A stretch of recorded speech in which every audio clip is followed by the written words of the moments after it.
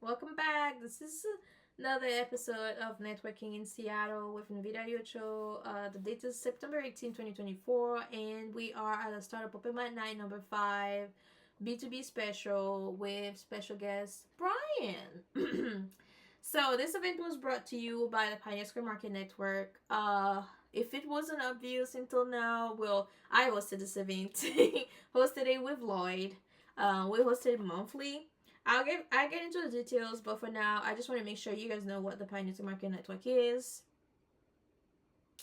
Okay, if you don't know, that means you're not following me, and that's a problem. You can follow me on LinkedIn, Instagram, subscribe to my YouTube channel. Just don't go to my Twitter. I already said it, right? Don't go there. You're not allowed. If you see anything there, just shut up about it. I don't owe you an explanation. Just don't go there. Period. So the Pioneer Square Market Network is just a group of creatives that decided to revitalize Pioneer Square. Just do something to ensure that as you decide to go have fun in downtown, you don't forget about this beautiful neighborhood that's just right there, and it's full of so many amazing um, restaurants, establishments, and all that. So it's pretty fun to be there. The history is embedded into the walls. It's in the walls of the neighborhood. It's pretty. It's beautiful, and the people and the businesses are just amazing, hardworking people, and we want to support them. And we are urging you to support them. So this is why we do a lot of like gatherings there, a lot of events, but at the end of the day, I did say we were creative, so all of this is also something that we just love, right? Lloyd is passionate. I already said it in one of the videos. Lloyd is passionate about the pop-up markets. That's his baby. And you should check out the video about the Mason Market. I think it's coming, but I just have to like tune in a little. But you see, you get like an overview of the monthly pop-up market that we host. And then there's the yearly festival that I didn't do a good job because this was just working for me. I didn't get to really enjoy it, but so I don't have like footages that I can put together to kind of show you what the festival looked like. And if you weren't there, what a bummer for you. But the next one, we're working really hard on it, and I can tell you it's gonna be a really fun one. So you don't want to miss that one. So just follow me, stay tuned, go on our website and sign up to our newsletter. Daha, the QR code is there. Sign up, and yeah, easy peasy lemon squeezy. You're just gonna be on top of everything when it comes to what we do. And if you look at our mission and you really move by it and you want to help us achieve our goal, please join our network. Reach out to me because we're looking for sponsors, we're looking for donations, we're looking for anything that can help us, kind of like bring all those dope events to life, and at the same time do much more than that for the businesses within the area. So you guys already know the vibe, and I am already thankful for the support, for the connection, for everything. Like thank you.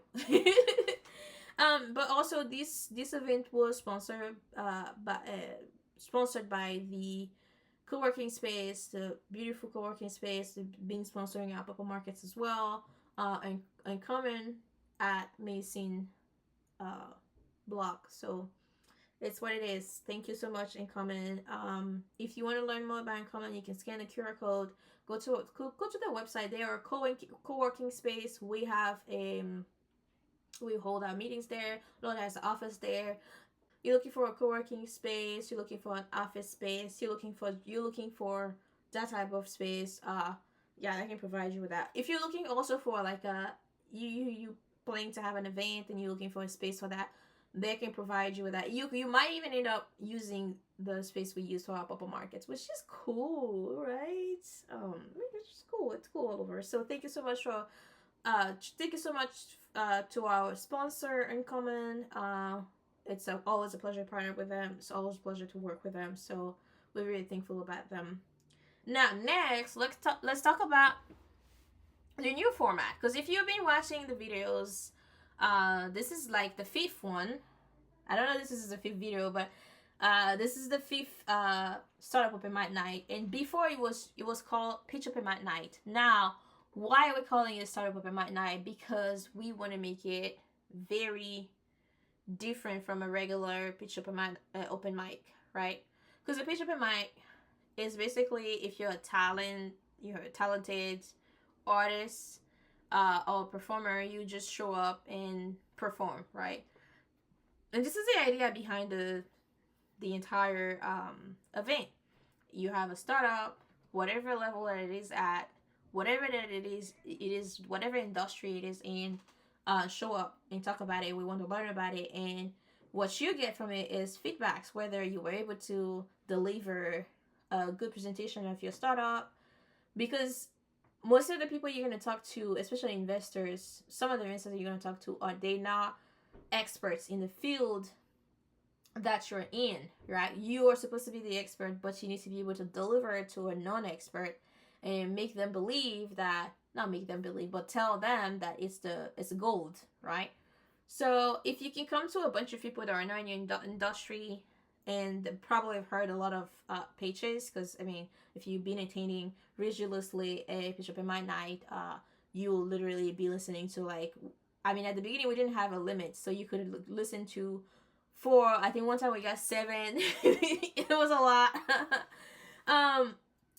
Yeah, we got like almost 7 founders pitching, but usually it's like 4, 2, 3, you know. So if you've been going religiously, you heard a lot of pitches, you heard a lot of like different ideas and all that, and it's just great because, you know, it's always it's great, and I'm rumbling, but it's what it is. So you get to kind of have like feedbacks from the crowd, like, hey, they'll ask questions, and this is the good thing about it, is like before they start criticizing you and saying you didn't do this and do that, they'll ask you questions to kind of like better understand. And if you end up, and this is how I kind of gauge if I did a good job presenting my idea, is that if I presented well, whatever my ask, whatever my object, whatever that it is, will just make sense. You know what I mean? Nobody will have to ask me a question about that. It'll be obvious, right? But if someone is asking me clarification, then that means I did a really bad job. So, this is what you really get from the pitch open mic night. But I kind of look at it and said, wait a minute, is it really all that we can offer to the funders that are coming there, right? Another thing that I wanted to give them was a possibility for them to find like the early adopters, because in a crowd there's, you know, a lot of people that will be there to listen to new technologies, or people that are like ready to use it, they want to try it, they want to have their opinion, they want to be aware of it, and usually those people are early adopters. Now it's very hard to kind of pinpoint what an early adopter look like and what category they fall in, and it's very specific. I think it's specific, the way you get to identify them is specific to the product or the startup itself. But, you know, being a host, and I don't even know what to expect of the startups that are going to come and pitch, there's no way I can actually narrow down who is an early adopter to those startups. But I try. Like, I started very hard. I was like, well, early adopter is not this. I really came up with a lot of, like, like hypothesis. And then I went ahead and I kind of like apply and try and whatever. Short story long, or long story short. I love my dyslexia. I love it. Anyway, long story short, I learned that I couldn't do that. That I couldn't actually figure it out, or like all my hypotheses were just fucking wrong. So yeah, it's just what it is. I'm not mad about it. It's I don't even consider it a failure, but we'll call it failure. It was a failed experiment. But after that, like, you keep meeting, I kept talking to the funders and kept listening to the journey, and I realized, wait a minute, they don't actually care about the early adopter at the moment. And I know some people will be like, well, if you build a product, well, you need to get your first customers, blah, blah, blah. Shut up. You don't know what it is to be an entrepreneur. You don't know what it is to be in their shoes. You can only make assumptions like I made, and boy, let me tell you, you're wrong. another subject. And you can write whatever you want into the comment. That's your problem. That's your problem. I'm not arguing with you. That's your opinion. I am not arguing that with you. And on the subject. Now let's move on. So I personally realized that they weren't looking for early adopters because they need money. You know, sometimes, especially if it's an AI product or whatever, they need money to be able to do the MVP. They need some type of money, and their own money doesn't cut it. Like a bill for an AI API will come like $1,000, not even $100,000 per month. And I mean, if you're gonna put something out, you want to test it out, you want to do that, and some of those things don't have startup pricing. I mean, I think unless you're gonna apply to some of those type of grants, right? I think they're grants because they don't have to refund that money. It's just not loan. But those are like very competitive. You're not the only one applying to it, and if you're not lucky enough, you don't get it. You don't get the credits. You just don't get it. And that's not cool. That is not great at all. So I just looked at all of them founders and listened to all of them pitching about their products, and they're all great products, but it's like they need money. And then I keep following them. Me is what it is. Like, you come pitching at my thing, I consider it to be one of the startups in the portfolio of the Startup Open Mind Night. And you know what I do? I take good care of the startups in my portfolio, meaning I follow you, I follow what you're doing, I will talk about you to people that I know. You know what I mean? Because not only I marvel by the product, but I marvel by the hard work that I get to witness. It's just great all over. So I decided that, yeah, my event is not really helping in a way that I wanted it to help. So scratch that. Let's go back to the drawing board and come up with a real working solution. So then I realized something. I'm like, wait a minute. Why will I do this? Why will I bring startups, have them present a pitch deck, and then expect them to wow the crowd and get early adopters? I mean, it did work, right? We got a couple of events where a startup ended up having a customer, someone that was an unbeliever ended up being a believer. We had a couple of events like that, and they were all great. But you have to realize something is that a pitch deck is intended to an investor. So the pitch deck is not intended to wow the crowd and get users. If it works like that, then great. You did a great job, right? Or whatever that you're working on is just that great. And on the subject. But at the end of the day, it's for an investor. So you need to present the pitch deck to the investor. I was like, oh, no. What was it so simple, and I did not, like, it was like under my nose, and I couldn't touch it. I couldn't see it. And I realized that, wait a minute, I need to make sure that my funders are going to come and pitch at my event. They get to get feedback directly from the audience that's going to, the pitch deck is intended for. And the audience is investors, right? The investors. So I decided that, you know what, we need to have investors. They need to come and mentor us. And I'm not going to go on search. I'm going to find the investor that, like, actually giving advice on LinkedIn and telling people and I know I'm rambling. But it's what happened. That's exactly what I did.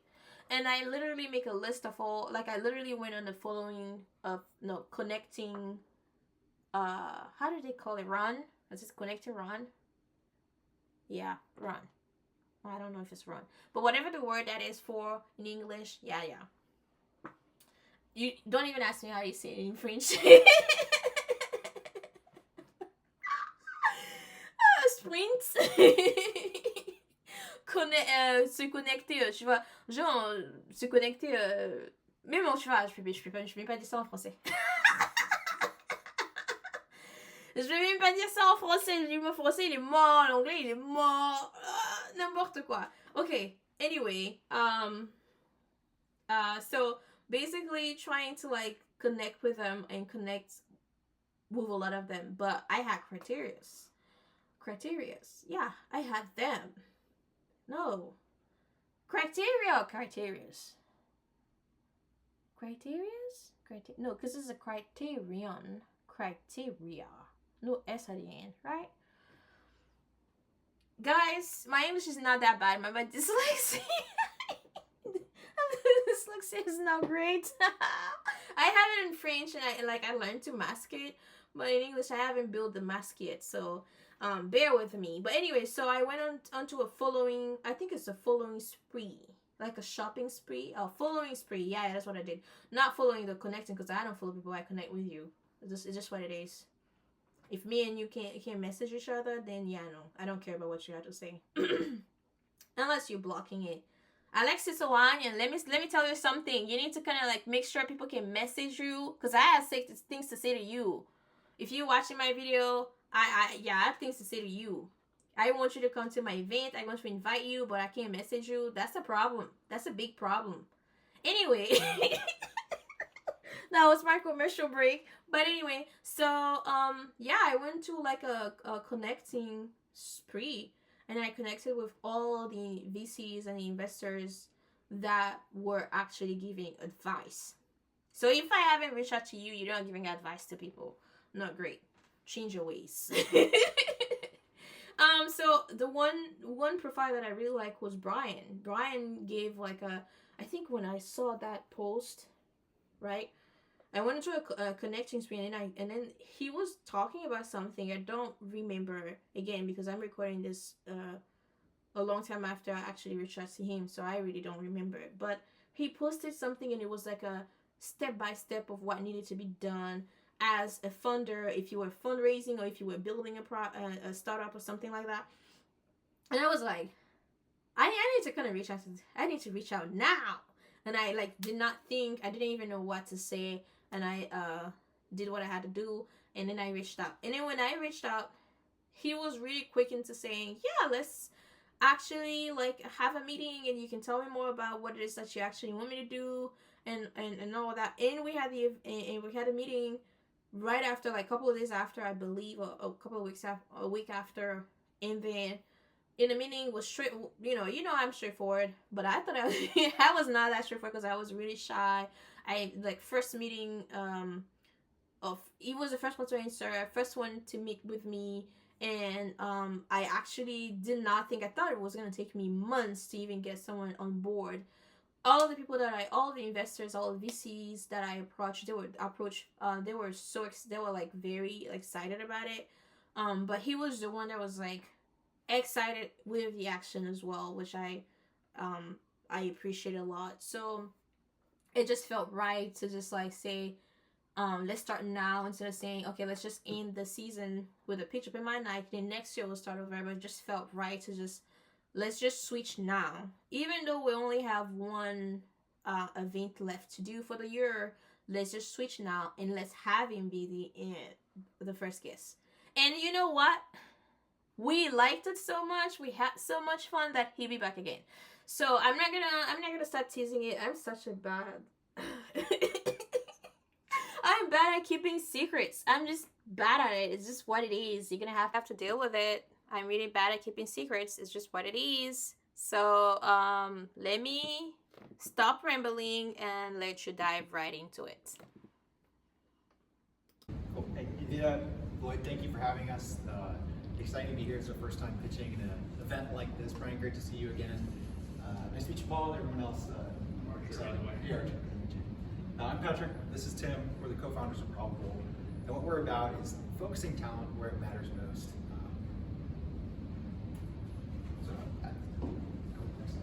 And we do that because we really see this as an existential problem, a reality. And the truth is, if you go next slide there, Tim, strategic misalignment is probably killing your company. We're coming to the end of September. We're going into October, the last quarter of the year. And in a conference room somewhere, some executives are getting together saying, with all the context we have in the business, these are the most important things for us to be focused on. And they're going to high five and hug and leave that room and say, we've done it, we know what we need to do for the next quarter to make our year.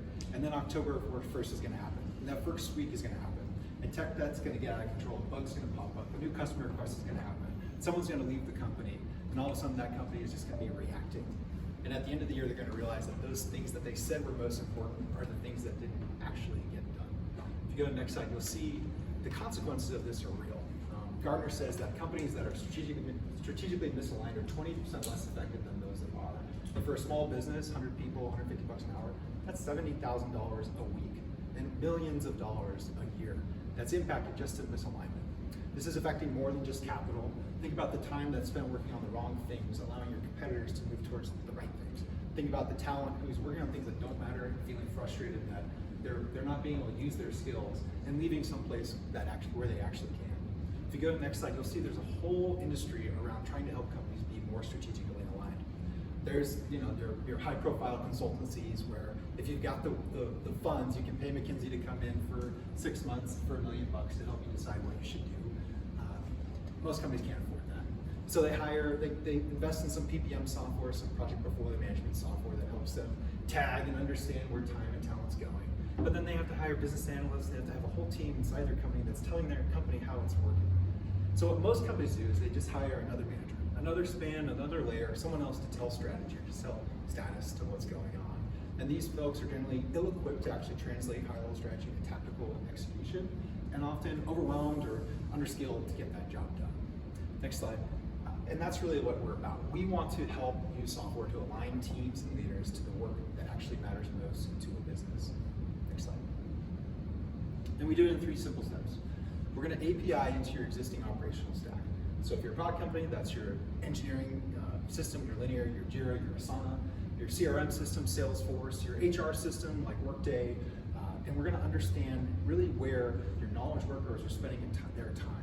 From that, we're going to correlate that information against high-level strategic information, mission, vision, values, company strategy, product roadmaps, and create correlations between what you're doing day to day to what you said was most important. Then we're going to help you visualize where that time, that talent, and treasure is actually going and expose the gaps and where you're not doing what you should be doing, and then give you recommendations on how you do it differently.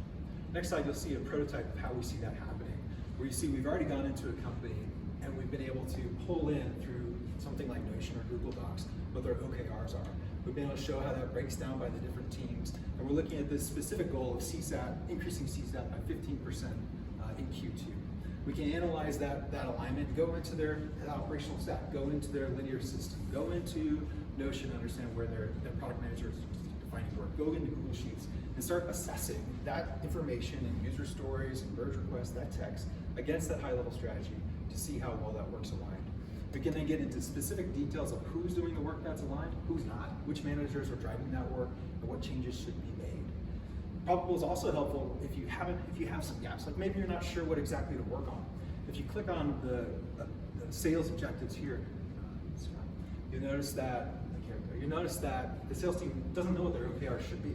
We're going to use generative solutions to be able to help them create some of those OKRs from the get and analyze them, evaluate them, change them, accept them, and if those that they do like, accept them, port them right over into specific tasks and activities that they should be working on. Again, iterate on them, improve them, and then create the tickets right back into that operational system, creating those tickets in Jira or in Linear for them to go drive the work to be done. Next slide. You'll see that this problem around strategic alignment is something that we really think we can solve. So the concept of holistic data with a click, that bringing together those APIs into a bundled solution of what's happening within the company, having a hands-free diagnostic where you don't need to pay people to label and tag or bother your engineers about having the perfect labels or information on all their tickets, but really creating that agentic, AI-driven insight of where the gaps are between strategy and execution and helping you close them. On the next slide, you'll see some of those ideas that can be, those gaps that can be closed thanks to this capability. From product, you could see understanding the features that are tied to the CRM opportunities with the biggest value for the company, so that your team's focusing on those features with the biggest value or bang for the buck. People, you can see where are most talented people working, and are those the things that matter most to our business? Where do we have gaps? And also finance, like how much are we actually spending on that CSAT score initiative, and is it worth it? Is the ROI actually there? So you can make changes, you can pivot, you can again focus where it matters most. Next slide. There's the market around understanding strategic alignment is massive, and if you combine enterprise resource software from things like business intelligence, OKR management, and financial management with some services from McKinsey and those big companies I described, You're looking at over $130 billion of a TAM in that space. If you look at North America, Asia, or Asia Pacific, and Europe, and assume a 60% adoption rate, you're still over $60 billion. And if you assume just the 3% market penetration of that, you're talking about a massive market that can be captured and disrupted with this type of technology. The next slide, you'll see that it's not just a 2024, 2025 phenomenon. With the movement to the cloud, with more and more AI becoming part of the ecosystem around aligning teams and talent, we see this specific market growing to close to $200 billion by the end of the decade. Next slide. For Probable to capture that, we're going to deploy a SaaS solution. And so it's a subscription-based software that allows teams and companies to understand where they're focused and why that matters. We're going to offer advanced modules for more advanced AI or more specific agents for that company that they can choose to upgrade their services with. For companies or for larger corporations like the US government or states, we'll offer services that help them deploy this capability, maybe offer some coaching and training along the way. And as we get to scale, we can start bundling information across different categories and segments and selling those reports as information for folks that are trying to enter that market.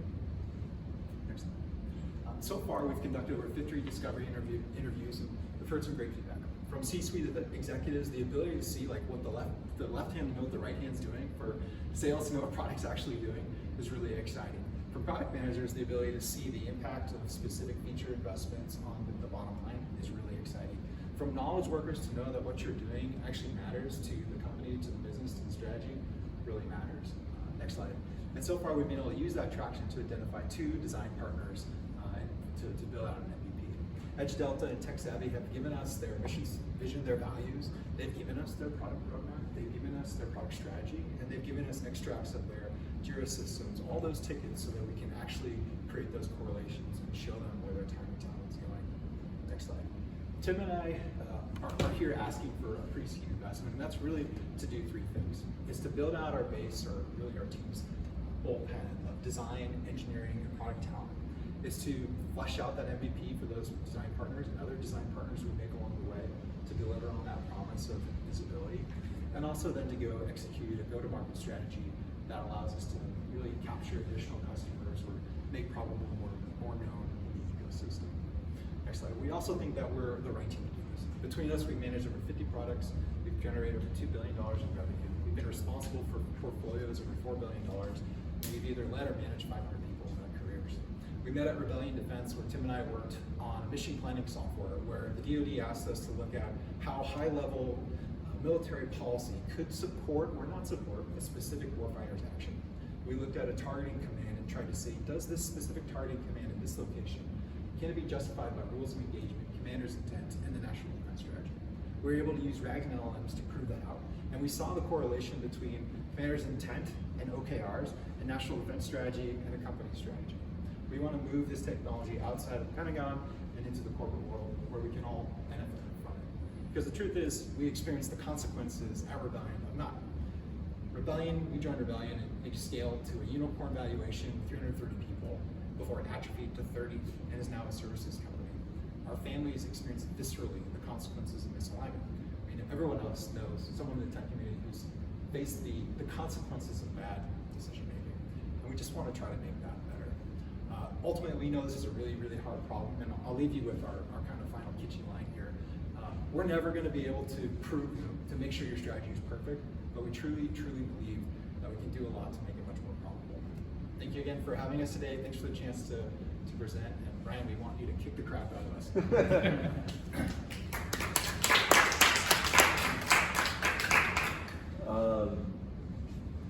So who is your user and who is your economic buyer? Economic buyer would be someone like the CTO, and so ultimately they're going to want to know, are our product teams, is our talent, which is the biggest cost center of our company, going to those things that matter most? Are my managers focusing the talent on the work that matters most, and where do we need to make some changes? And sorry, the first question was, who's the economic buyer? Who's actually using it? The user would be, we expect the user to be that CTO, but more likely distributed down into those middle management layers. We're trying to understand the people teams, trying to understand where is the talent being applied. Does it make sense? And the thing that I think Tim and I get most excited about is not just the initial dashboard of like, here's what you're working on and here's what you said, but it's like, what can you do about it? And trying to develop some of those agents that are really specifically tailored HR agent, a product agent, a sales agent that can give those recommendations, and those would be more specific users for that approach. Sure. How many customers have you talked to thus far? Yeah, I mentioned those 50 discovery interviews. In terms of that, that's, I wouldn't call all them customers. That's a lot of my just network or networks in that space. So probably half of that is going to be potential buyers who would actually be in that space. The two customers that, the two design partners were specifically the CTOs of those companies who said, yeah, I'd love to know that. Here's my data, see what you can do. Yeah, so that's a great sign that they're giving you data. Have they given you any indication to pilot or buy? So, no. When we've asked the question, I think one of the best questions we can ask at this stage is like, if we could provide this for you, how much would you pay? And when we've asked, we notice I talked about providing this service to startups, to enterprise, to portfolio companies. Startups are in the space like we pay $25 for this, per user, but per month, which isn't terrible, but it's really not where, it's not going to get towards that market that we were describing. And so the indications around buying are really about show us the value first, and then let's talk more. Can we go back through the deck and tear it apart? Can we go back through the deck and start to tear it apart? Why did you have a question? Oh, no, listen. So, I hear from first-time founders all the time, you bury your team slide at the end. Yeah. Like, I want to know who you are right now, right at the front, and why you are the two people that are so passionate about solving this problem, and you have the experience to do it. And hook me right up front. But like, you guys are the people that do this. It's a huge problem. You're the ones who can do it, and you've got the unique solution. That was at the end.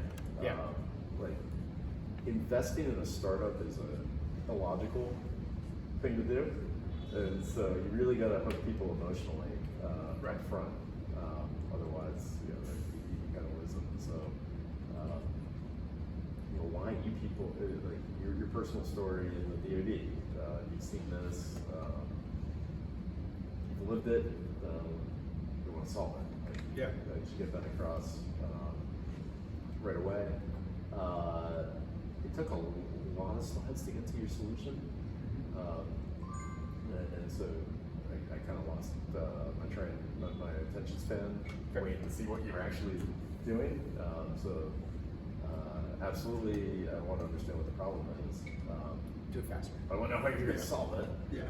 Can you click through a couple more slides? Yeah, deck design I thought was really good. It's not overly wordy. Going across a lot of stuff. It sounds like you're trying to be everything to everybody, which is concerning. Yeah. So I'd love to see something a little bit more specific, a little bit more narrow. You mean that in the context of this unlocks solutions for product, for revenue, for people? Yeah. Like pick one and make it excellent. And so if you went back to 50 CTOs, I don't know, small startups, mid-sized companies, big enterprises, and you ask them, what are your top 3 things keeping you up at night? Yeah. What would this be one of them? Yeah. I don't think so. And I know that's the wrong answer, but I also think that there's a hubris in us that thinks that when we set out a goal, we're just going to achieve it. And as humans, when we don't have that reminder of what we said we were going to do, like New Year's resolutions, those things get lost. So I don't know that this would be claimed as one of those top things right away, but I also think that might be an opportunity. I know that's counterintuitive, and maybe wrong, or probably wrong, but I don't think they would say like, hey, I can't tell exactly where my time infrastructure is going. I will say the CTOs that I talk to, I say, how do you do it today? They say I take a finger and do this, and I put a percentage on a chart. Or I ask my managers, by person, FTE, how much did so-and-so do on this project? And I ask them like if that could be more accurate and it could be tied to these things that really matter, would that be a difference to you? It's an easy question to say yes to. So am I buy a new piece of software when I should just train my people to A, don't work on anything that's not tied in OKR, and B, learn how to use Jira properly? I mean, if it was that easy, why hasn't it been done? Why have all of us failed at New Year's resolutions? You need something to help show you that you've lost your path and keep you on the right way. My company, we do that with spreadsheets. There's monthly business reviews. It's not uncommon for that to be happening. Like, here's our OKRs. We're on track for these. We're wavering on these, and we are deep in the red on these. This is the path to get back into the green.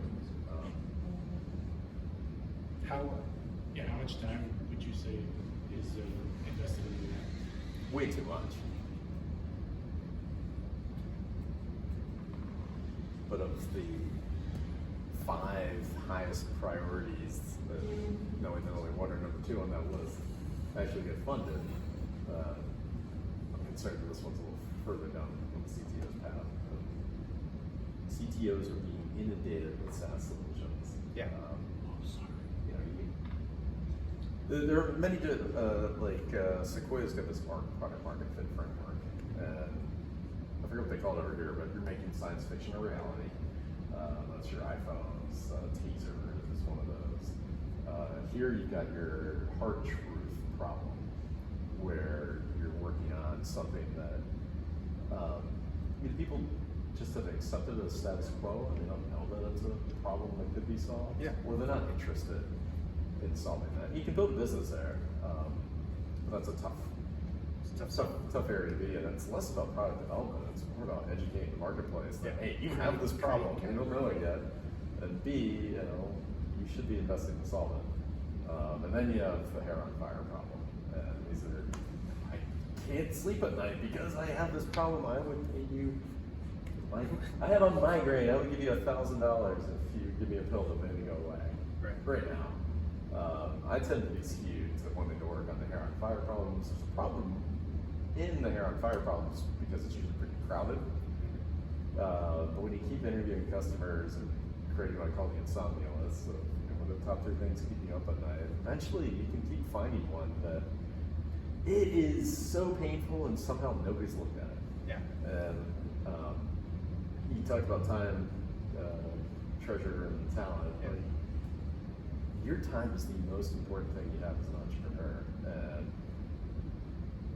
I would advise, make sure you're working on a hair on fire problem that is pretty, a great space marketplace, because you don't want to go too far down the path and realize, hey, we're not the right thing here. This isn't valuable enough or viable enough as a business. And that's what this early stage is all about, is testing these things. That's why I encourage you to be as blunt as possible. And what I'm taking from you is that that's your take. It's like you don't think this is a hair on fire enough problem to invest in if you were, nor from your perspective of your company to put the time into rolling out or development. I think so. And that's good. We want that. If you came back with like 5 CTOs that said, I would pay you X if you built this tomorrow, that's a whole good ballgame. Testing for pricing, you want to ask, what price would be too low that you would think this was a cheap and worthless thing?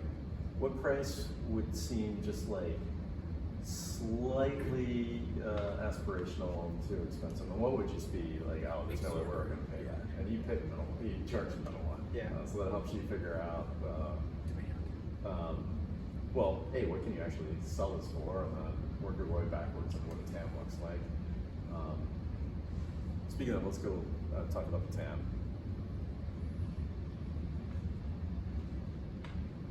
So a lot of startups will be like, oh, if we only capture 3% of the market, look at what we would be. Sure. A better way to do this is to go bottoms up. Like, here's how many customers there are potentially. Here's how we would go and convert them. Here's how this would build. And show me how you're gonna get that 3% of the market, and then I'll believe you. It'll be more. It's just like, oh, it's magically gonna happen. So bottoms up is always stronger.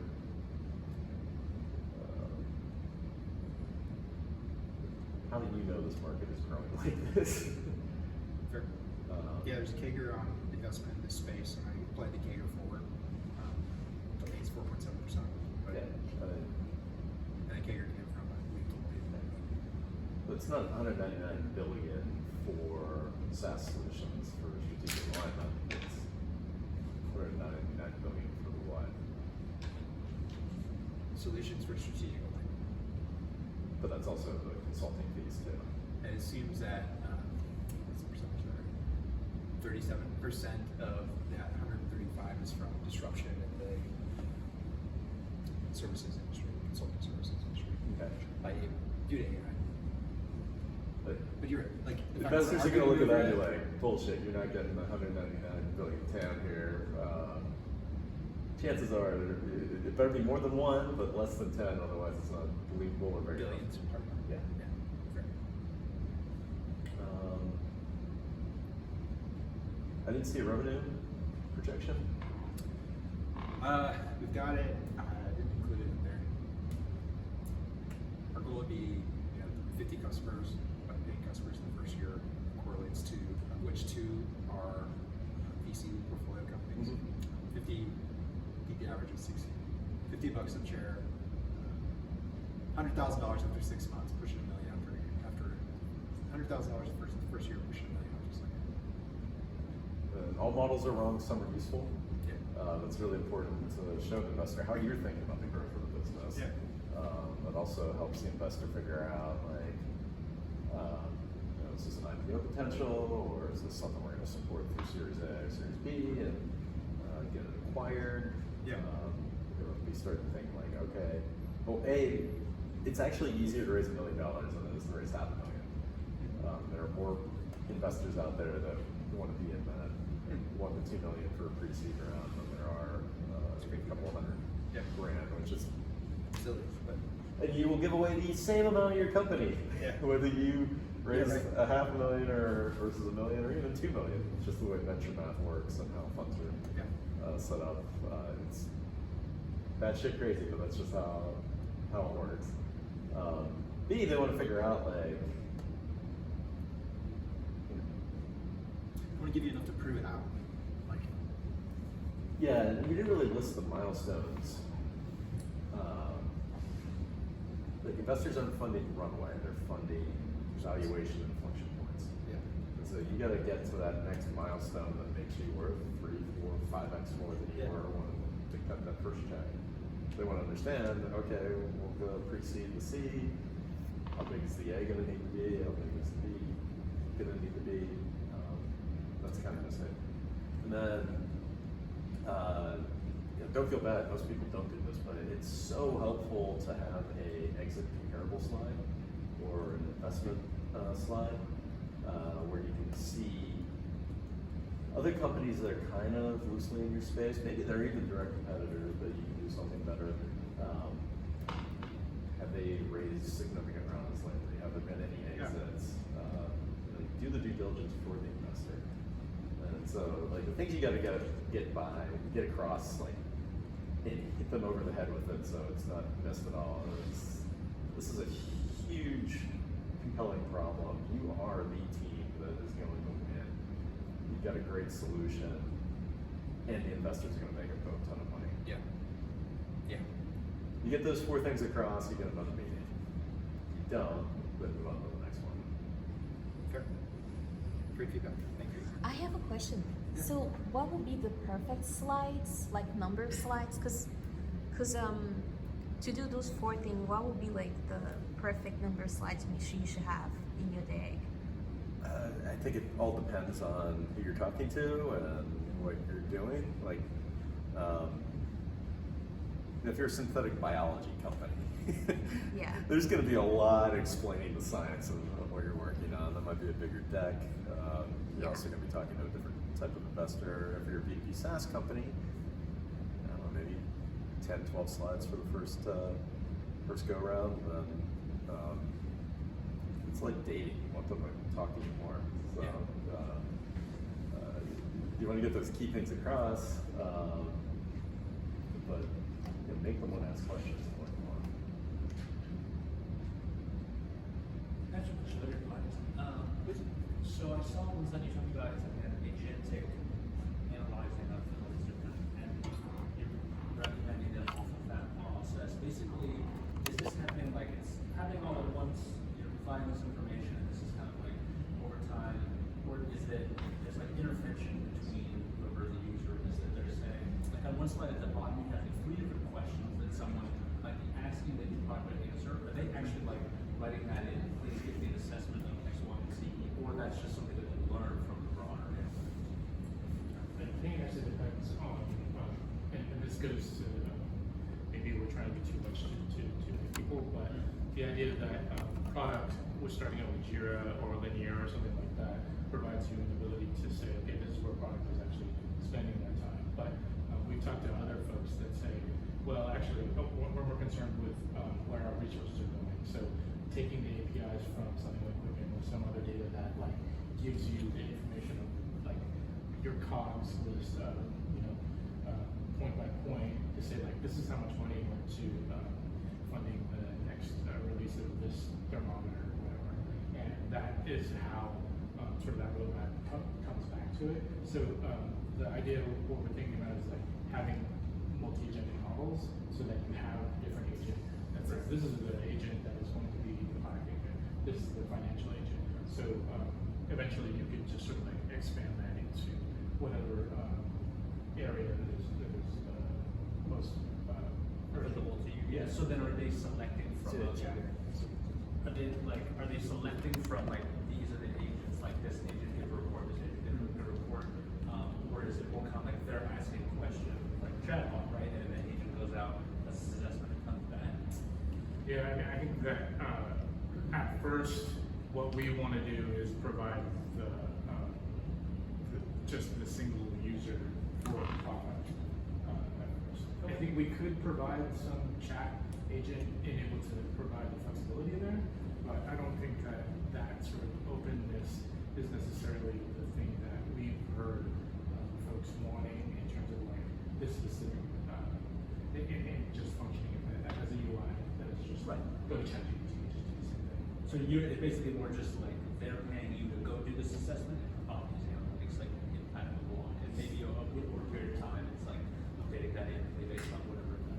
Okay, and then also you talked about the different tiers. Is that we're talking about different tiers of model as well? Like that's like more intelligent to give you more accurate and more precise. I think there are just tiers of company sizes. Oh, okay. So like a basic model would be more for a startup, and enterprise stocks on tiers of service. Model. You mean model as in business model, Yeah. as opposed to models that you're using that. But then we also talk about those who are advanced add-ins, and that's where those more advanced models would work. To start with, we're going to use closed source LLMs in the beginning, and then if we find the right fit, start building those. Could I ask what models? So they have GPT-4. Have you tried GPT-4? That's where Yeah. Oh, that's right. And have you looked at all at one preview from last week? Because it seems like that would be pretty useful. Yeah. I think some of that, you're talking about the reasoning? Yeah. So I think some of the reasoning is actually going to be very useful from the ground up model versus the tell me what this alignment looks like right now. Right. If you looked at when we did sales, it's like, okay, if someone's starting from ground up and I need ideas of how to procure, like make these forecasts, Right. here's the reasoning that's giving you in order to do that, and then you can like take that directly into your engineering and your stack and just say, okay, this is what we think we should do, and that's how you sort of build it Totally. That's where a lot of that initial work is just the APIs into the operational stack, with where you can bring in whatever, remove and replace the model as it produces or as it does inside. That's one thing you just look at your. You said something along the lines of that AI is changing the market sizes that you just right here.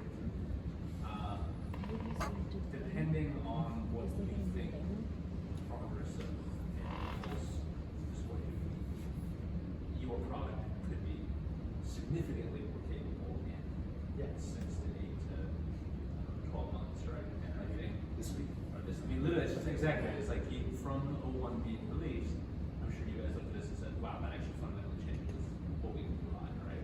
So, I don't know how. I'm trying to learn how do people factor that in when you're basically trying to hit a moving target.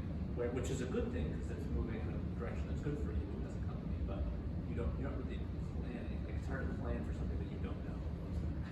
Yeah, I think from our perspective is like when you work with it, we're not really thinking too much about automation because the automation part is just going to go. Yeah. It's going to get better and better. Things are getting easier. We're thinking more from the collaborative workspace of being able to say, okay, we're going to bring this agent in as another peer and bounce ideas off of it, so that we're augmenting user ability to basically think of things that they haven't thought of. So this is the same thing we did with Homeowner Rebellion, thinking about like, okay, what's the black swan for this mission plan? What's the black swan for this that we haven't thought of? And how is that going to represent itself inside this? And what are the gaps and use cases that we can try to alleviate and assuage in that area? Yeah, definitely. Yeah. We didn't hit it here, but like that's where Tim and I started with. Like I just do rules of engagement validation. But once you can do that, you can start using agentic to create new scenarios. Yeah. So we have organic capability. Really inspiration. A lot of inspiration for us came from, if you're not familiar with the Tower 22 attack. So Jordan, so terrorists brought a drone in at the same time the U.S. government was landing a drone. That drone came in and hit the U.S. areas and killed 43 people. And the concept of like using a drone to land at the same time isn't that out there. Like it's not that. But it's like once you thought of it, it's very easy to solve. Right? So it's those scenarios that you get so caught in the business of day-to-day life that you don't think those things. And that's really that like where can I help us think of those things and solve them. One other thing to mention about that is that like when you talk about the national defense strategy and where strategic meets execution, the thing that they do is post mission is they have to go back and say, did we do our due diligence? And so when you're talking about what policy was, you can go back and say, hey, yeah, we did everything we needed to do. This is based on the national defense strategy, and the policy wonk said this, and this, and we covered all those points. So when we go back and look at whether or not that mission was adequate to the objective, we've covered it. That CYN is out there, and you can actually report that out through the agents already as well. One last question, which I'm sorry. Go ahead. Go ahead. I just wanted to say, like, like when you explain the, like national security aspect of it, it makes more sense. So I feel like you guys should include it in your page, like start it, and it shows how important it is, and why you guys decided to do that, because you have some experience and background in that. So that story. Yeah. Just line up front. Yeah.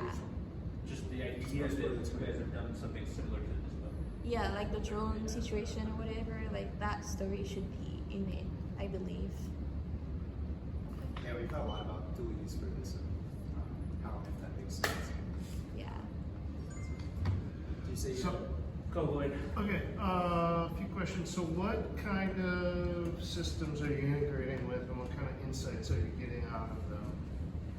Just to start, like Kind you of mentioned systems. Jira, but what are some other brands? Yeah, so Jira, Asana, Linear. We're currently building in Linear because we like Linear It's one of because the that's how we best manage our business. Okay. So like think of that as like the engineering knowledge worker space. Where you tend to go from there is product board and something in that product world where roadmaps are held. A lot of that though is in like Google Drive and Notion, it's just text. So Amazon PRFAQs. So an integration there and a system of that.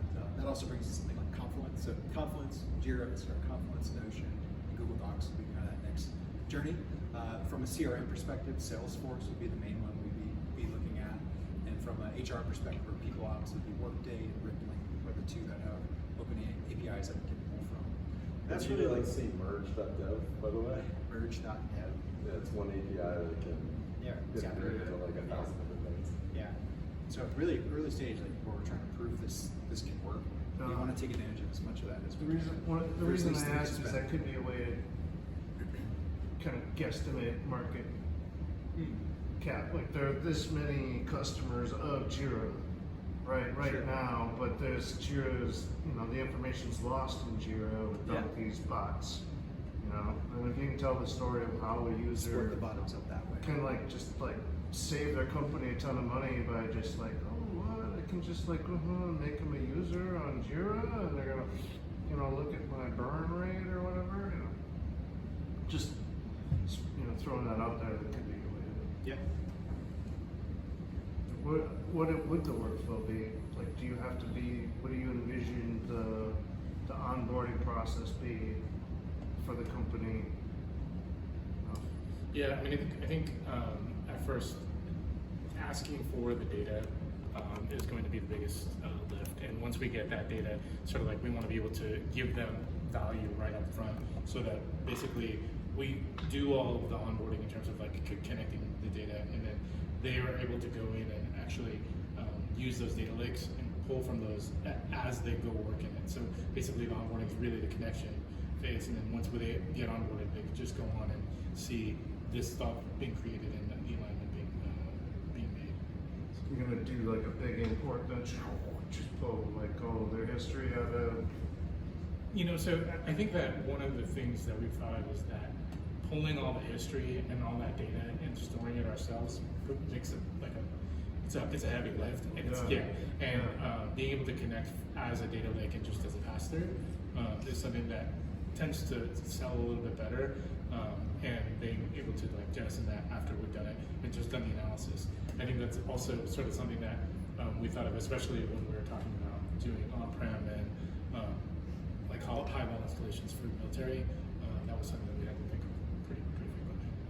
But this wouldn't have to be on-prem. This could just be like, but hopefully as simple as API. Like, this is my key. Yeah.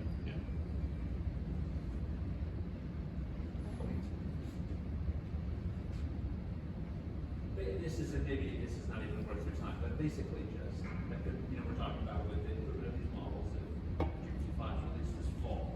This time next year, or maybe this time 2 years from now, are you ready to be the CTO? Like, how far away are you even from not being an advisor, not being a co-pilot, but a drop-in replacement? Yeah. Tim said we started with product. There's another story. We worked with a really shitty product manager who was getting their job. Okay. And we were like, I bet you we could do their job with GPT. Yeah. And we started playing around with it, and we're giving that to the engineers, and it's way better. So that was a huge inspiration for like, well, maybe there's a there there. So that's an even better story to lead with. That's a great one. Yeah. I mean, and so, yes. Do we think we could replace CTO? Would we lead with that, considering our prior with the CTO? Probably not. I don't know. I can't project that far forward. But aspirationally, the idea of like your pipeline's telling you what your customer wants, like what's keeping them up at night. You have a good sense of what your technology stack can be today, like the data you already have in your marketing capability. You know what your engineering talent you have with your engineering skills from your HR system and what they can do and not do. You have a good sense of how long it will take them to do something new. The ability to cobble that together into a roadmap, into this is how we can go penetrate that pipeline with existing market, et cetera. Feels very feasible. Well, I guess maybe the reason I ask is like, if you're not thinking about that, someone else will. And so like the best assistant is someone else, Yeah, someone is going to do this. Like, I shouldn't say it, but Atlassian should fucking do this. Like, they've got everything to just go do this. Jira and Confluence, all that stuff. Atlassian. Yeah, exactly. So, that's like full humility. I acknowledging that and looking at this space, and I'm an AI engineer. There's people that are building these models and doing that. Like, maybe the reason I put that slide at the end is because I need to be more confident that we are the right people to go make that real, make that happen. Nobody's gonna write you a check unless you. They're not gonna believe that you. No one's gonna believe in you more than you. So It's your driving the issue. You're bringing it up. yeah, exactly. Hey, this was our first time doing this. I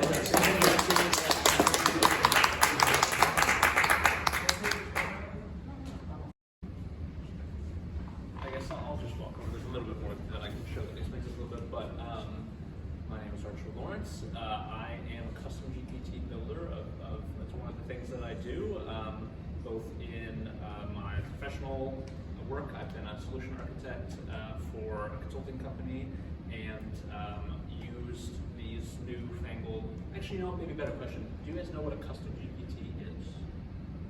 Yes. Yes. I think so. Okay. Tell me how you. Okay. So custom GPT is basically on ChatGPT. You can use a system prompt, so with one defining prompt, and then basically connect code interpreter or external APIs, vision model, image generator, provide different tools, and then that lives on the GPT store. So it's basically like the ChatGPT app store. If that lands. Is that what you were thinking? Yes. Okay, all right. So it's funny because a custom GPT before that product exists was a fine-tuned generative pre-trained transformer.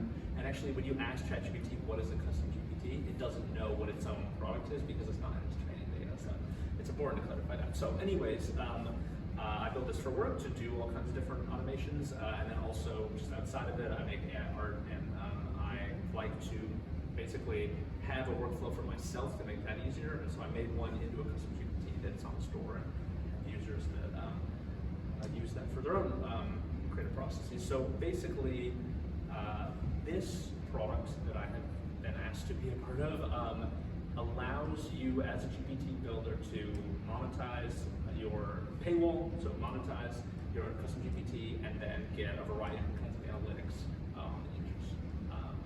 This is a huge issue because right now you can make this app. It can be very powerful, very successful, and it goes right onto the store and it's free. Anyone can use it. You can't get any value out of it. OpenAI has said at some point that they will monetize, and what they've described at least is that you will get money based on the amount of usage, just the number of tokens that someone uses with your custom GPT. You'll get some cut of that, which is just as a GPT builder, that's nice and all, but that doesn't really fit what I would like. If I'm going to put all the time and money into developing a really high quality custom GPT, I would like quite a bit more control over how I either do subscription model or single time, purchase, a variety of different things, and there does not seem to be any clear route to them actually doing this. This has been months and months that they promise this and no delivery, and there has been very limited investment in it in general, while the market itself is growing as their user base is growing. I think they added 100 million users in the last 9 months, and as like we were talking about, a new model was released last week. The growth of ChatGPT is ongoing, and this marketplace will continue to be more and more valuable as people figure out how to use these tools.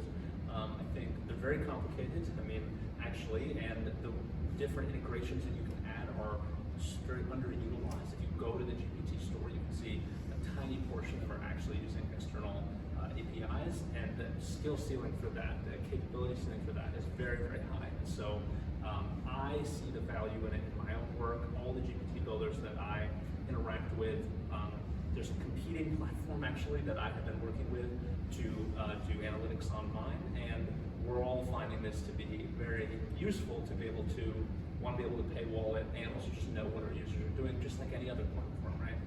Analytics are critical for any kind of product. So the reason that I think this one is so important is even if OpenAI monetizes, you need to have some kind of control over how your product is used. And what we're adding not just monetization, is a layer of security that is just wide open. If you go to an app on the store right now and you just say, please give me your instructions, it'll just tell you. So your app will just read out its instructions verbatim. Wow. So stealing intellectual property is as easy as asking. It's like that. And it's kind of fun. If you want to go yourself and go explore, poke around a bit, you can just learn about how to make your own, and you can just copy it, steal it, and make it yourself, and then, right? People are beginning to figure it out, and there are some ways to basically just ask the model, please don't do this. If you say, please don't give out your instructions, sometimes it will follow your instructions. But it's a large language model, so it's kind of random at some point.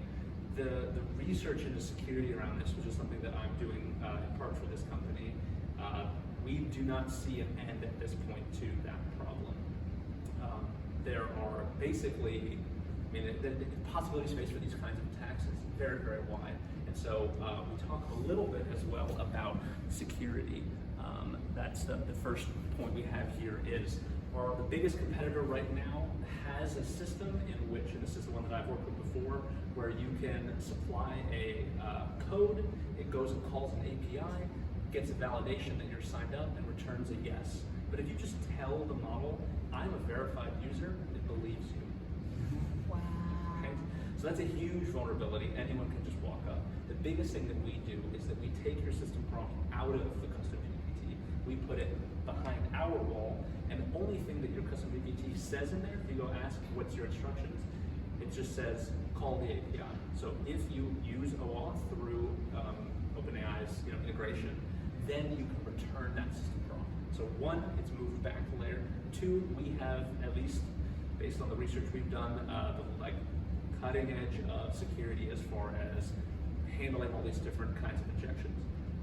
The different analytics that we are looking to provide are more than typically just users, the amount of time between chats, sort of typical things. That is what we can do programmatically, but now that we have a large language model right there, you can say as a user, I would really like to know, for example, for my product, that a user went through the process of making all the images and then they got to the video download. So that's the last feature is if you like all your images, you can download them as a video, right?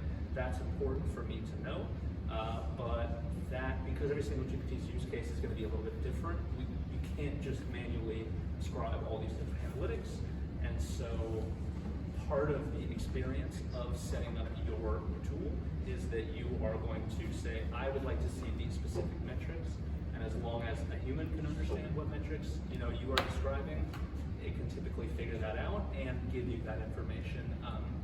So I guess it's very, very customizable analytics, as well as the typical kind of how many users, new users, returning users, that kind of stuff that we're going to provide.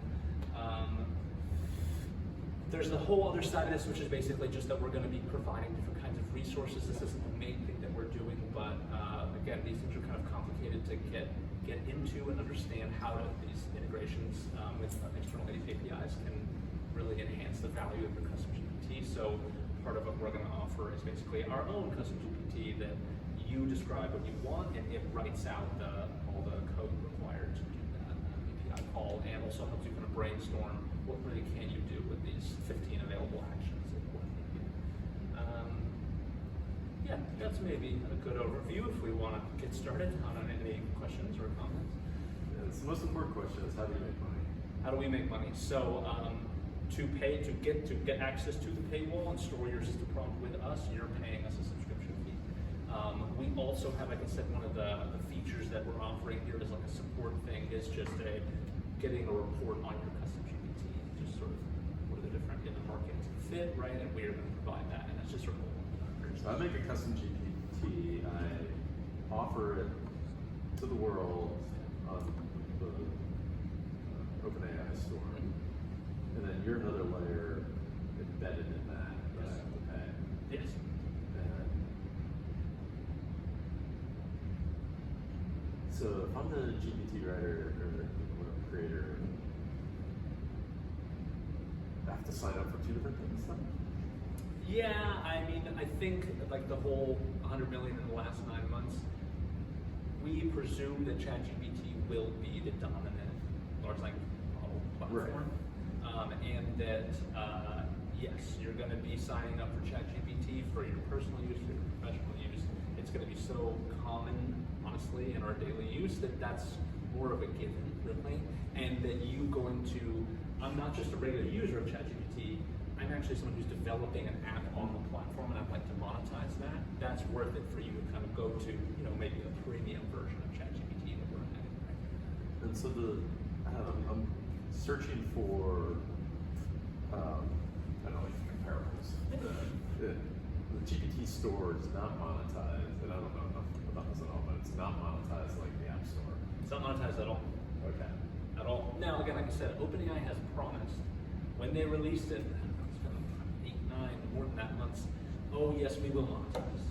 But I believe the reason they haven't monetized yet is that security solution. They have not found a really strong way to say to their customers, yeah, 100% you're going to be secure, and so they're waiting. They could also be waiting for these really fundamental shifts in their models. Like at some point they feel this will be a strong enough model for us to build the store on top of. But whatever the reason is, it has not been monetized, and there's no communication with the community at all about if at all. It's a free for all right now. It's a free for all. It could also be that they are not convinced on like the small like consumer demand for GPTs that it's still like a corporate product because of the cost to run it. Yeah. I mean, you're just saying like the infrastructure to set up that payment thing is not, it maybe is not justified by the user base that's on there right now. Is that what you're saying? Or even just like providing a GPT. Like the people who are making custom GPTs are just kind of individuals tweaking and making things. But in order to run the ChatGPT algorithm on that infrastructure costs a lot. I mean, some of the rumblings I've been hearing, like Microsoft shut down their custom GPT store because they found they couldn't monetize it. So I'm kind of wondering if, like, for them at least, if there's like this cost problem, like, in order for the cost to work out, they need the customer to be someone big like a company and not like a one-off person. Right, I see what you're saying. Yeah. I will say that major companies are getting, they are on the store. Custom Ink and Canva have their own. Right. And I see what you mean, that at this point it's all these little small-time individual users, and maybe they're not seeing, maybe once they, if and when they had enterprise investment in that space, maybe they'd be a little bit more inclined. But yeah, that's true. It's a variety of reasons that, you know, that I have to be candid about that we don't know why, and also maybe they have big plans and they'll release it tomorrow. We don't know. So that's a little bit of, you know, sort of uncertainty Right. in this, in getting into this space. You know what I mean? Who is the competitor? They're called GPT Builder Tools. I can show you. Even better name than GPT. Oh yeah, exactly. I know. Yeah. I'd say OpenAI is very bad at naming things. Yes. O1. Yeah. This is like the letter O1, or GPT-4 O, the letter O, not 4.0, because of course it couldn't, because they already released 4 anyways. Lots of bad names. Altman was on a podcast I was listening to, and he's like, yeah, I wish we had spent more time on branding, but I think GPT is here to stay now. Yeah, that's terrible. I just was looking on their forum today. One of the highest ranked posts is, how come I got scammed when I looked up ChatGPT and signed up and paid my information? Because you can't. It sounds, people are like, oh yeah, ChatGPT, right? And there's people getting scammed just off that. Anyways, side note. Any other questions? Why rely on them and not build a facade that just uses their APIs?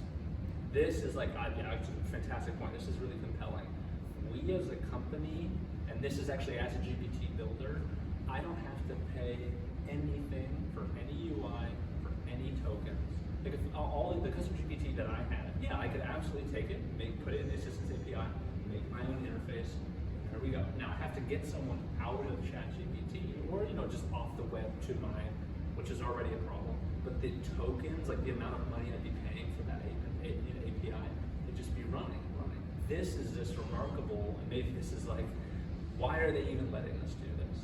Why for free can I build an app and they're just gonna pay for all of the tokens? Like that's, you know what I mean? That's honestly a huge selling point. I mean, obviously it gets people onto the platform and paying, they have to pay for the $20 subscription, right? To even have access to that. But I think, let's see, I hear a lot from a lot of people, why don't you just take it out of ChatGPT and put it in your own thing? Get more ownership over whatever. I think that's the wrong, I think in X number of months or years, everyone's going to be saying, how do we take this from outside and move it onto, basically how would you move it into the App Store, right? Because everyone's already there and all the infrastructure is already there.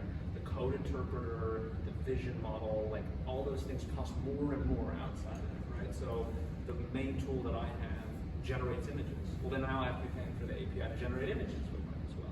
So it's free for me to run it on their platform. That's like the biggest thing. And I don't have to make my own UI.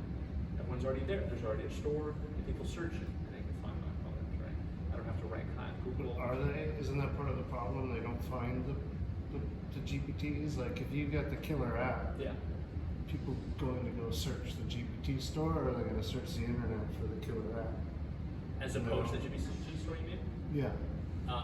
First of all, GPTs are ranked on Google, so you can find individual ones through Google. So presumably, there's a way to kind of SEO your way to both. But I think, again, I know that this is a big assumption, but based on the incredible growth, like people will already be in ChatGPT. They're already paying for it. It's actually not a whole Google search away. You just click on the little thing on the left that says Explore, type in the search bar. It's actually closer than going to someone else's website outside. That's sort of how it goes. Anyways, so it's kind of two things. Obviously, I'm pitching not just like, oh, hey, we're going to be this like paywall and analytics and all this stuff. I'm also saying like, no. But the reason we're doing this is because GPT is like, this is the next app store. It's just. I'm unclear on what you're actually doing if you're not writing an interface or if you're not providing an API. So, prompts as products or prompts as a service. So right now, we live in a SaaS era. Someone goes in there, writes code, maybe they put some APIs, and that's what they're providing. It's basically the code to orchestrate that whole thing and integrate with other systems. That's the last paradigm. The next one is prompts. So the prompt is the code, basically. ChatGPT is very useful, but the possibility space is so wide, and if you don't even know what to ask for, it's basically just this ocean that you'll never really get much out of. What we do as prompt engineers is find a very, very valuable channel through that ocean. And we give you just one nice little endpoint where you walk up and you already had in mind what it was that you were looking for, kind of as far as a solution, but we guided it all the way through that space. So it's the idea that we have actually kind of sculpted large language model to whatever your use case was, and then the really, really big value add is that they've given you these tools, so code interpreter, vision model, image generator, and also APIs. So how can you, like traditionally you just have your code and your API, it's a very kind of locked down thing. Can you get your large language model to have some interesting kind of dynamic interactions with those APIs, calling whatever is needed at that time? And this is where we get kind of into like the agent framework, right, going forward. Is how would you basically just ask a natural language for something, and it goes out and searches the internet, runs some code, calls X number of APIs, and does X number of actions with them to do all that in the background and just provide you with whatever you needed in natural language right back to you, right? So what are you providing? It's like prompt as a service, basically. But where is it stored, and how does it get into the GPT store? Where? So I'm like, to be honest, I'm more on the prompt engineering side of this. So the other guy does like how we, but I don't know, maybe someone knows how to code here. We are just storing your system prompt in English somewhere in a database and behind an API, and the custom-GPT calls it and just retrieves that natural language back, and now you've basically moved your instructions into the custom-GPT. Does that make sense? That makes sense. So I mean, I guess like. Interesting. Yeah. I mean, you seem to have some thoughts. In a case of funny timing, I heard someone explain at length what a kernel and operating system does, just like today or yesterday. Okay. It's kind of funny because there's a lot of overlap in what you're describing. So I'm kind of wondering if there's a bit of talk about that. But I mean, a kernel is basically a piece of software that is like the exclusive piece of software inside of a computer that has direct access to the hardware layer. Before the kernel, any app writer could just make calls to the hardware layer, and if they made a mistake, then things would catch fire and stuff. And so the kernel largely exists for the purpose of security, so that only safe and secure actions get executed at the hardware level. Interesting. And this is why like the whole CrowdStrike thing became a big deal, was because they added stuff to the kernel almost willy-nilly, and any Unix-based kernel like Mac OS or Linux, like they don't do that. It's still open source and all the drivers are kernel modules, but anyway, so it sounds a little bit like you're sort of solving a similar problem as a kernel. But what's really, really fascinating is the current way you've implemented it sounds like a way to potentially prototype it.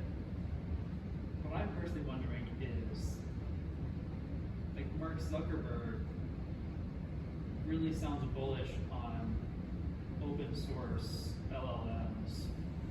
I know. Yes, I hear that, and Okay. it's very compelling. But okay, there's a couple assumptions. So, first of all, you have to have the hardware. Like, it is expensive to have the hardware and deal with Right. the actual running of it, and maybe it's cheaper because you're not paying them and they're orchestrating it. But when you go one step further, where like right now OpenAI, when they have already showed their next model to the government, because that's the next paradigm. These are so powerful, so dangerous. You have to go and make sure that the government is going to work with. At some point, our government's going to say, open source, that's nice and all, we understand that's pro-consumer, but it's too dangerous.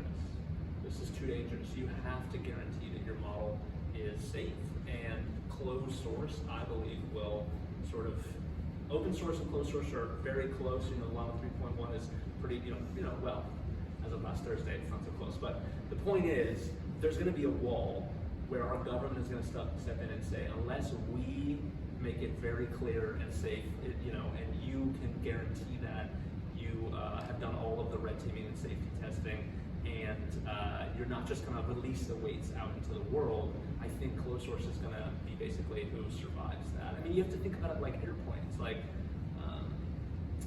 at some point, you have to have a massive company that has lots of control over exactly what happens in the model and how it works. Boeing is not doing so good at this, but right, as opposed to like, well, why don't we just put out the schema or whatever, I don't know how that works, for an engine, and we'll just let anybody make a plane, and then they can just fly it around and see what happens. Like, that's so pro-consumer. Like, why would we hide it behind these big businesses? No, we have to have the FAA make sure that we don't have just like absolute rampant, dangerous things that exist out in the world. And so, security, safety, those are going to be huge barriers for open source models. I guess once you see the first large-scale terror attack using an open source model, everyone's going to go, okay, wait, it was a really like beautiful future, this idea that it wasn't going to be major corporations that pull on these things. But at this point, that high ideal it's not worth it. But if you're building something that enables the security on LLMs, you're kind of building a missing piece of the ecosystem.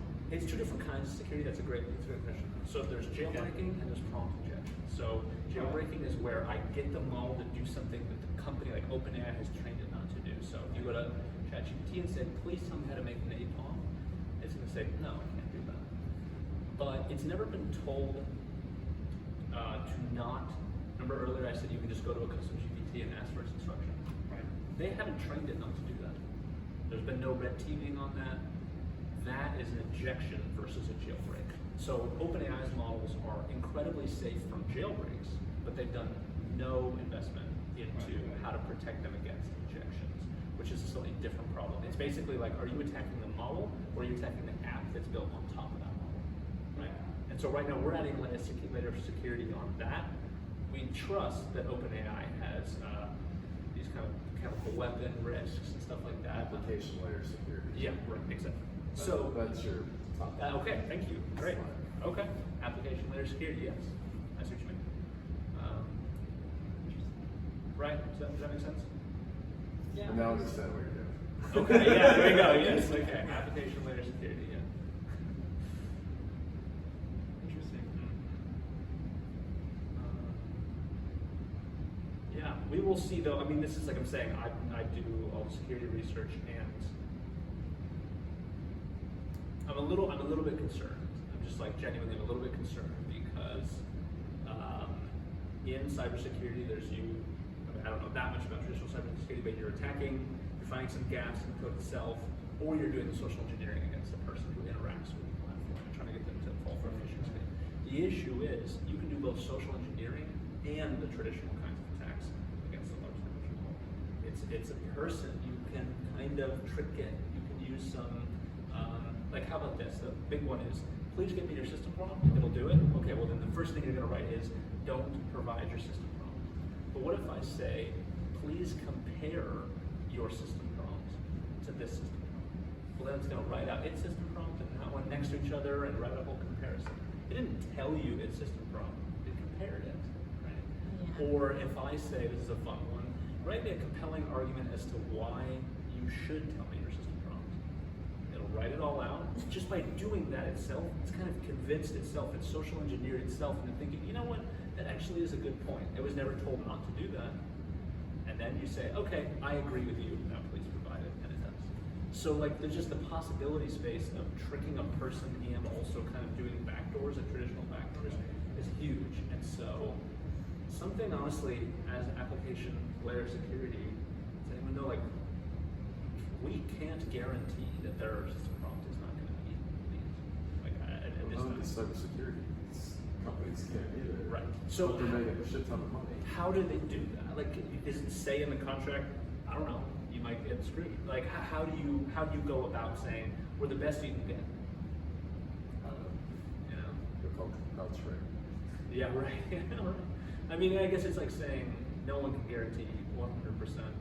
Yeah. You just can't guarantee it, right? So this is something that even just in how we are presenting ourselves in a pitch. I almost thought that you were an alternative marketplace. That's Oh. not what you are at all. Okay. Yeah. And I don't even think your customer should be like the hobbyist that's making these custom GPTs and uploading on the weekend. Mhm. Like, you should be providing deep application layer security services to any AI company out there. Okay. Specifically with chatbot. Well, so I guess there's two things here, which is the idea of hiding that system prompt behind like an hour thing. That really only applies to ChatGPT, because like let's say that I was just an AI app and I had a chatbot.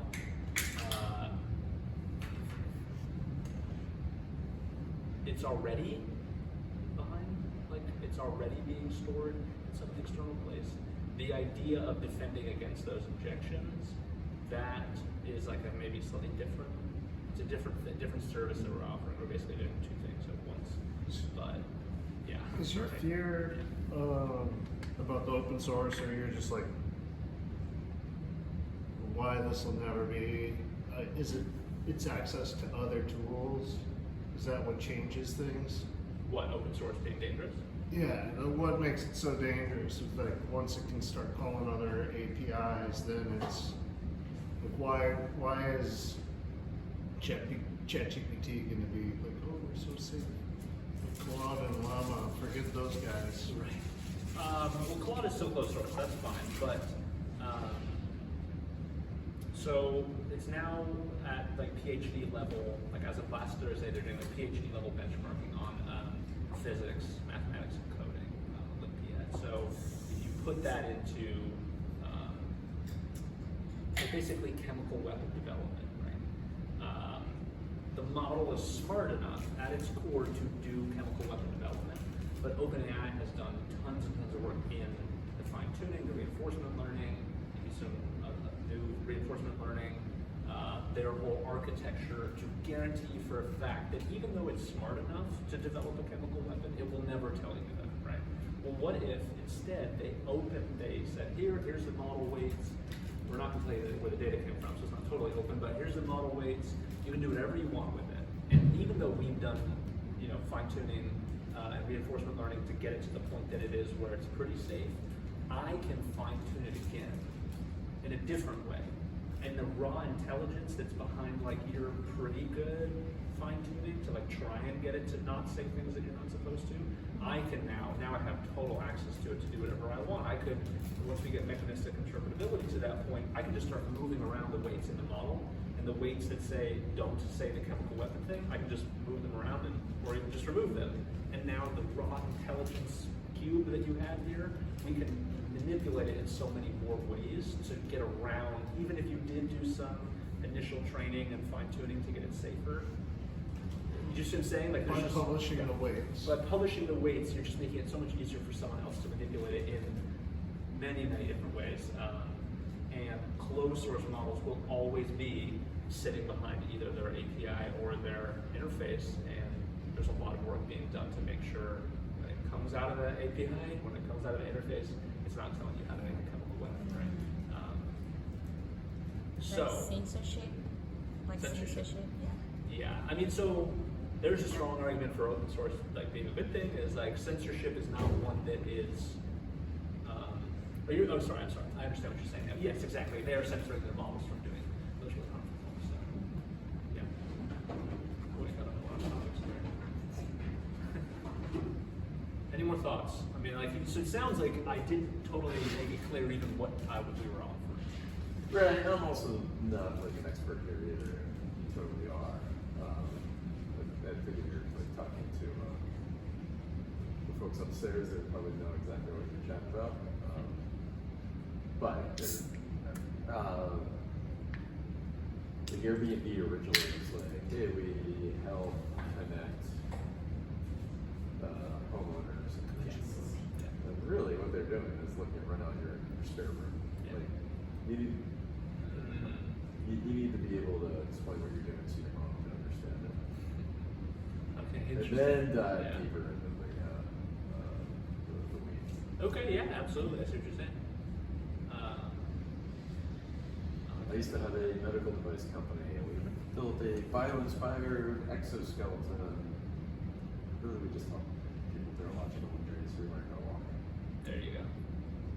Okay, yeah. What's a kind of shorter way to turn it around? I mean, that's I think the initial question of do you know what a custom-GPT is? Like, I'm still trying to figure out, is there a way that you have never heard of it before? You maybe use ChatGPT, you know what AI is? I was in Philadelphia this weekend, and my wife's best friend had not heard of ChatGPT yet. Wow. Right. Yeah, Right.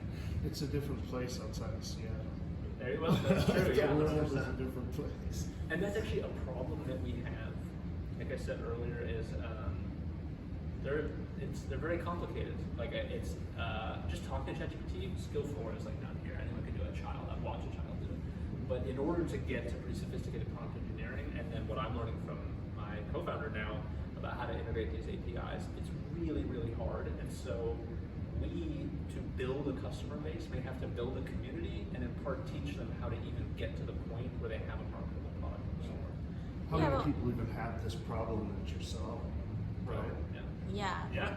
But I also think you could try another market. Like the problem is not only for the people that are doing the custom GPT, because there's a lot of like I was saying, like there's a lot of like AI companies now, and they're building on top of ChatGPT. I think last time when we had the AI Bishop in my night, we had like Ikai or something like that, and he said you can build it on top of any LLM, right? Yeah. So he didn't care whether it was ChatGPT, and it depended on the customer, his clientele, right? Yeah. So you could work with them, right? You could help him and make sure that whatever code that he's putting on top of those LLMs is not just, people are not just accessing it because that's his IP, right? Yeah. Yeah. So absolutely. I feel like you might want to think about your market.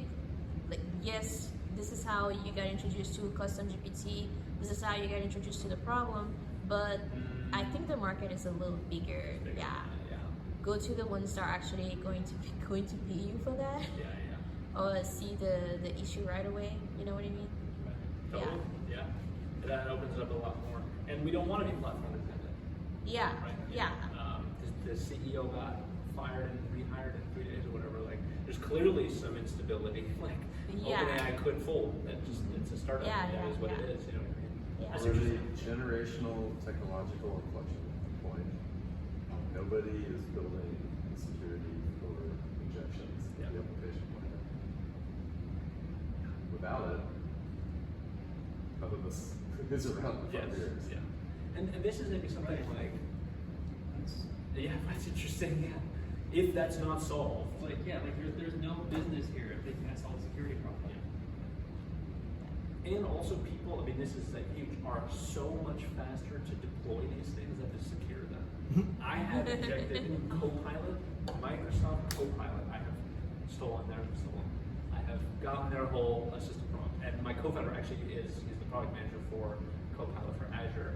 And I talked to him a bit about how I did that. But Microsoft, like, the person who is bankrolling OpenAI, and they have an incredibly sophisticated architecture for defending against these things. It's the most sophisticated I've ever seen.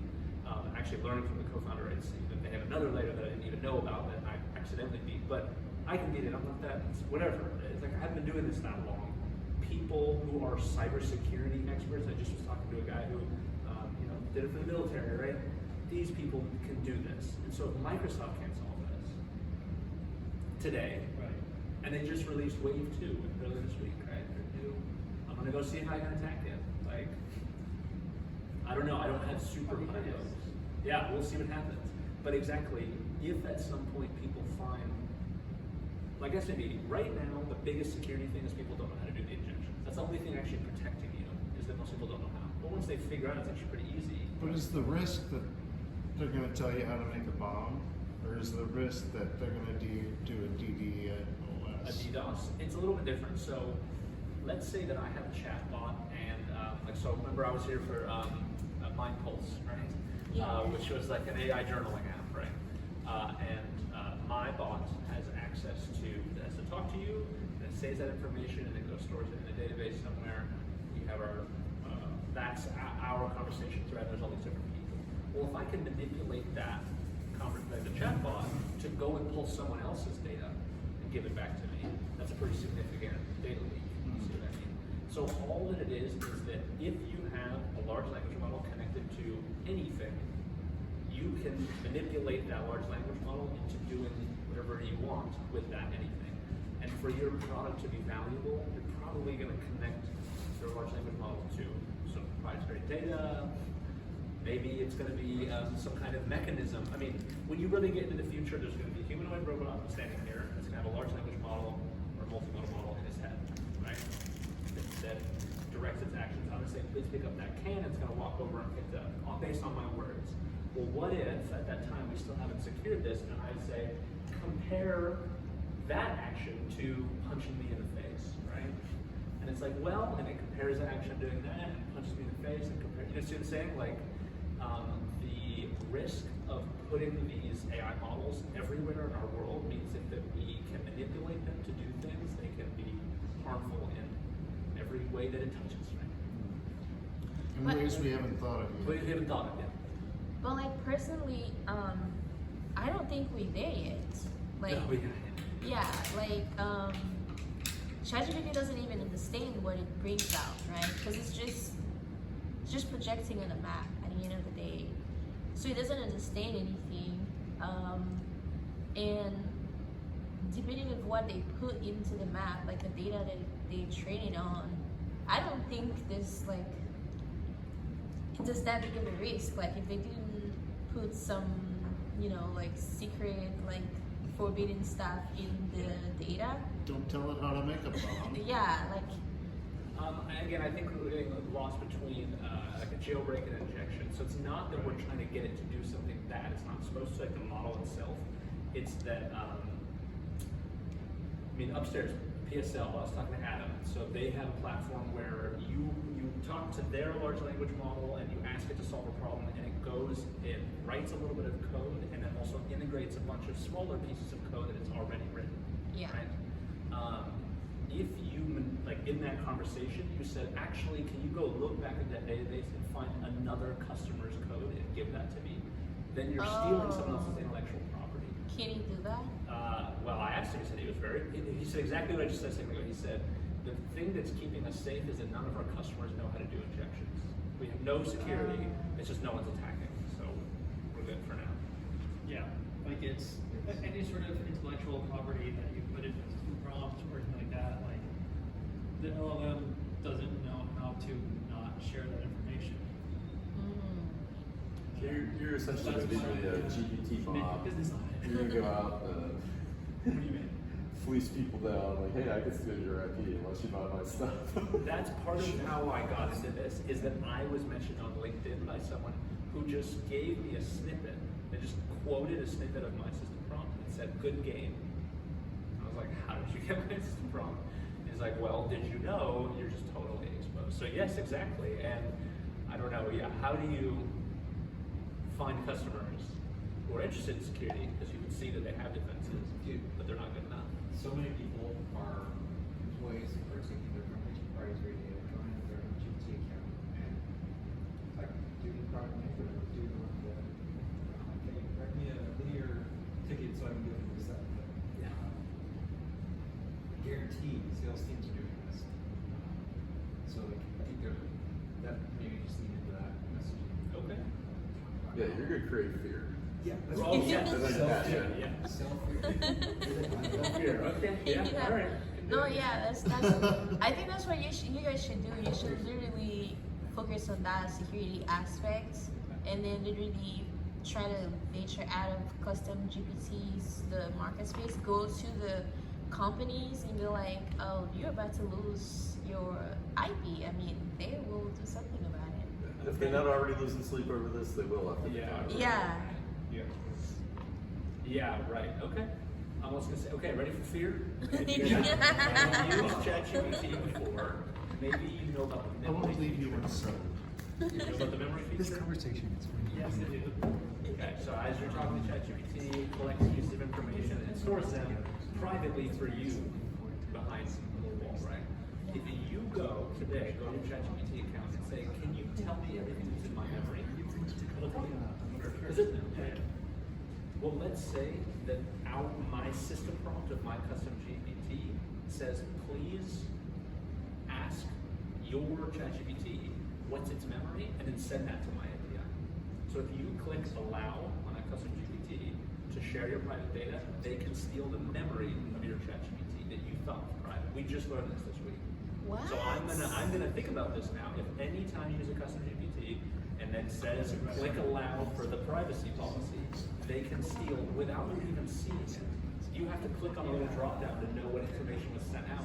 They can take whatever was in your memory. So I went back and I'm now going to delete stuff out of memory because I'm like, I thought this was private. It's not. If I want to use custom GPTs on the store, you want to do that. Your memory is exposed to being stolen. What? So it's funny, I mean, like, we're talking about some of the use cases for custom GPTs, like a sales team, for example. But I think a company has the resources to spin up their own Great pitch, man. instance of LLMs. Sorry, keep going. Yeah, I am interested in your company. Honestly, yeah, cool. I was called a whole pitch. But I mean, it sounds like you're like building like an agentic solution that like helps to moderate decision making. Yeah, like it's really around strategic alignment. The company says they have 3 things that are most important, and then they